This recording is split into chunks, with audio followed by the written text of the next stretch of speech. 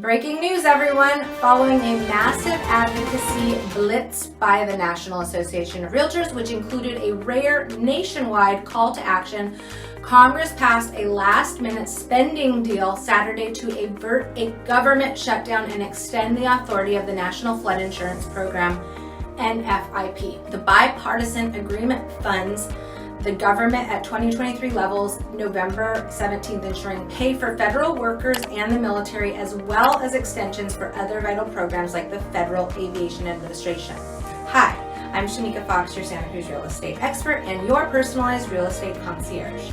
It's October, which means it's time for your monthly real estate market update. In this video, we're diving deep into some crucial topics that are impacting our Santa Cruz real estate landscape. We'll be talking about the latest updates on interest rates, exploring the age-old dilemma of waiting versus acting when it comes to buying and selling homes. And yes, we'll touch on the ever-pressing matter of a potential government shutdown, which at the moment seems to have been avoided, and its ripple effect on our Santa Cruz real estate economy and the economy at large. But before we get started, make sure to hit that like and subscribe button so you never miss an update and can stay informed about the ever-evolving Santa Cruz real estate market, right here with me. In just a month, we've witnessed a significant shift in the mortgage landscape. After reaching a 23-year high of 7.49% on August 22nd, average 30-year mortgage rates surged even higher to 7.65 on September 27th.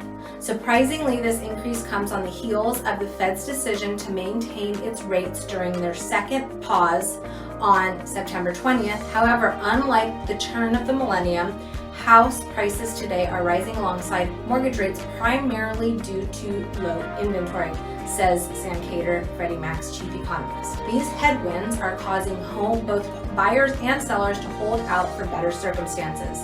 The Fed's updated economic projections hint at another rate hike this year and slightly higher expected policy rates for 2024 and 2025. The adjustments are ongoing, keeping home buyers and sellers on their toes. Indeed, economists are blaming the higher rates, which have hovered about 7% for the last several weeks, as a leading culprit behind tumbling home sales. Contract signings fell 7.1% month over month in August. The real estate market is already slowing down as it heads into the even slower months of fall. In August, pending home sales were nearly 19% lower than a year ago, according to the National Association of REALTORS' latest housing index. It's clear that increased housing inventory and lower interest rates are essential to revive the housing market, says National Association of REALTORS' chief economist Lawrence Yoon. With mortgage rates surpassing 7%, it's a critical juncture for the housing market. Sellers seem to be adapting to the current rate conditions, and weekly trends suggest a positive trend of acceptance and adjustment to higher rates, indicating some stability in the new reality. One technique that is currently being utilized by sellers and buyers is known as a 2-1 buy down, where the seller essentially pays to buy the rate down for the purchase of the home for 2 years, making the borrower's interest rate lower for the first 2 years of the loan. Be sure to watch my video on 2-1 buy downs for a deeper dive into this strategy. As we step into October, the market presents a favorable outlook for potential homeowners. Seasonal trends offer an advantage, with some home prices usually easing from their summer highs, and there's a slight decline in buyer competition as the holidays approach. National Association of REALTORS' chief economist Lauren Yoon says some would-be home buyers are taking a pause and readjusting their expectations about the location and type of home to better fit their budget. This adjustment presents an opportune moment to position yourself strategically in the real estate market of Santa Cruz. History has shown that during uncertain times, capitalization on the hesitancy of others has proven beneficial for many of my own clients included, providing a chance to secure home ownership in Santa Cruz while potentially outmaneuvering your competitors. The Santa Cruz housing market is still grappling with a shortage of available homes for sale, creating buyer competition and ultimately driving prices up, which is weird because that's what we are trying to combat with the high rates. Although both home prices and mortgage rates are rising, there's a positive aspect. Rents are easing, altering the monthly cost considerations for potential first-time home buyers. Intriguingly, however, buying a starter home can still be more cost-effective than renting. This shift provides insight into why buyer demand remains relatively stable. Overall, mortgage applications declined as both prospective home buyers and homeowners continue to feel the impact of these elevated rates, says MBA economist Joel Kahn. Mortgage applications to purchase a home last week fell 27% lower than the same week a year ago, MBA reports. Existing home sales are running at 2008 to 2010 levels, and yes, home prices are rising, but that's mainly because supply is so tight due to the fact that the Fed kept rates so low for so long. Everybody who bought a home at these historically low rates or refinanced their home into a very low mortgage rate are reluctant to sell, thus keeping our supply levels at historical lows. During the Federal Reserve meeting, they voted to pause increases to its benchmark interest rate, but hinted at another hike before the end of the year. Could you believe that? That would be insane. The Federal Reserve must consider the sharply decelerating rent growth in its consideration of future monetary policy, Yoon says. There is no need to raise interest rates. Moreover, the government shutdown will disrupt some home sales in the short run due to the lack of flood insurance or delays in government-backed mortgage insurance.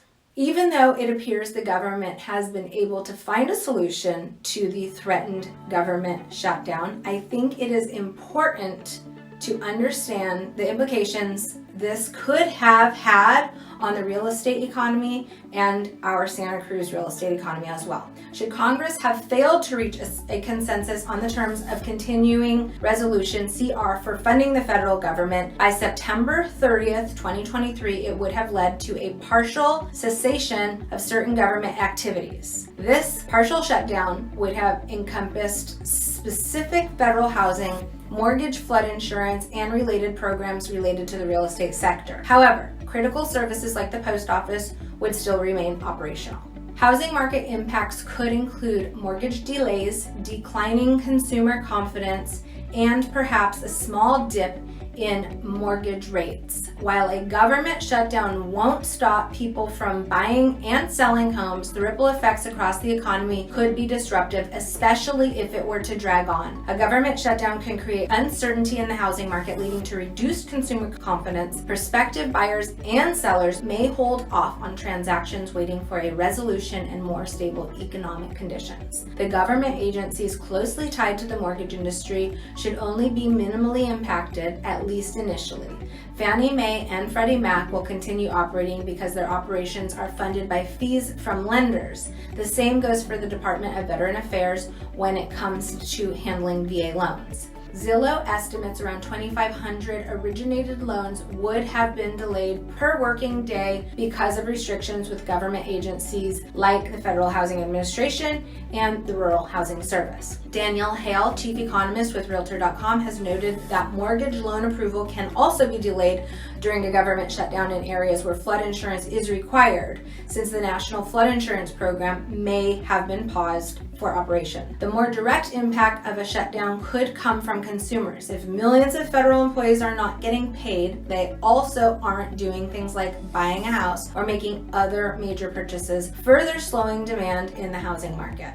And uncertainty caused by a shutdown both among consumers and analysts can cause other problems. Hale said it's one more element that could lead to volatility in the mortgage and other financial markets, but is not likely to bring lasting change. Ironically, a government shutdown could actually accomplish what the Federal Reserve has been trying to do for over a year: cool off the economy. Chen Zhao, chief economist at Redfin, noted that Treasury yields usually fall during a shutdown, which would lead to lower mortgage rates. Oh, the irony. While a shutdown and potentially slower economy could at least initially cause interest rates to fall, no one should be expecting to see 5% mortgages. Case in point, a decade ago, rates dropped from 4.5% to 4% leading up to the shutdown, but were quickly back up to 4.5% after it ended. Okay. How about some good news, for homeowners anyways? The Case-Shiller National Home Price Index for July rose 0.6% month over month and hit a new all-time high. The modest decrease in prices that we saw in 2H 2022 has already been erased. 10 out of 20 big city indexes are also at new highs, and some of the hardest West Coast cities are seeing prices quickly rebound. The reason we pay so much attention to the Case-Shiller Index is that it provides the most accurate measure of home price appreciation. The Case-Shiller Index exhibited an impressive growth of almost 6% throughout 2022. Projections indicate that the upward trend is set to continue, targeting a further 5% increase in 2023. Given the present levels of home prices and mortgage rates, taking action may seem financially daunting. However, the steady rise in home prices emphasizes that delaying a decision could be even more costly, resulting in lost equity, potentially, and a higher price tag for future purposes. If you're holding out in anticipation of lower rates or prices, it might be a great time for us to have a conversation. And with that, let's take a look at the numbers in the Santa Cruz housing market for September 2023. But first, don't forget to hit that like and subscribe button. For single-family homes in Santa Cruz County, the sales price to list price ratio decreased slightly from 100.5% in August to 100.1% in September, which is up very slightly from 100% a year ago in August 2022.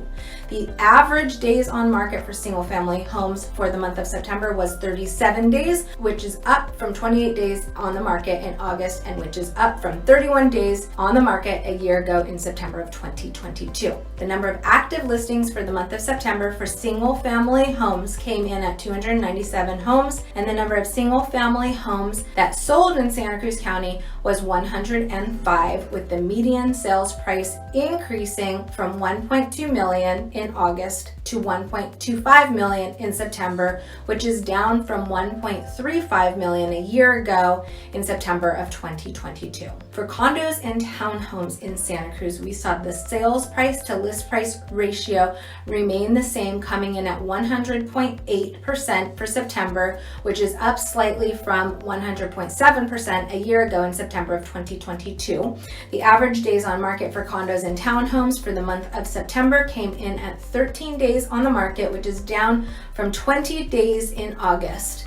The average days on market is exactly the same as it was September of 2022, which was 20 days on the market. The median sales price for condos and townhomes was $769,500 for the month of September, which is down just slightly from $796,500 for the month of August. This price is also down from $900,000 a year ago in September of 2022. The number of active listings was 65 this month, and the number of sales for condos and townhomes increased from 22 closed in August to 34 closed homes in September, which is down from 40 that closed in September of 2022. Thank you for tuning into this Santa Cruz real estate market update.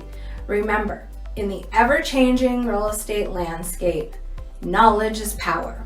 If you have any questions or concerns about the current real estate market and how it may impact your real estate goals, give me a call. I'd love to connect. At Fox Realty Group, we have an array of strategies in our toolkit to assist both buyers and sellers in achieving their real estate goals regardless of the market conditions. Don't let the current interest rates spook you. Your dream home or ideal sale is still within reach. Feel free to contact me for a confidential, complimentary consultation. I'm Shemeika Fox, your Santa Cruz real estate expert and your personalized real estate concierge. Have a wonderful October, and I will see you next month. Actually, I'll see you before that, but I'll see you next month also.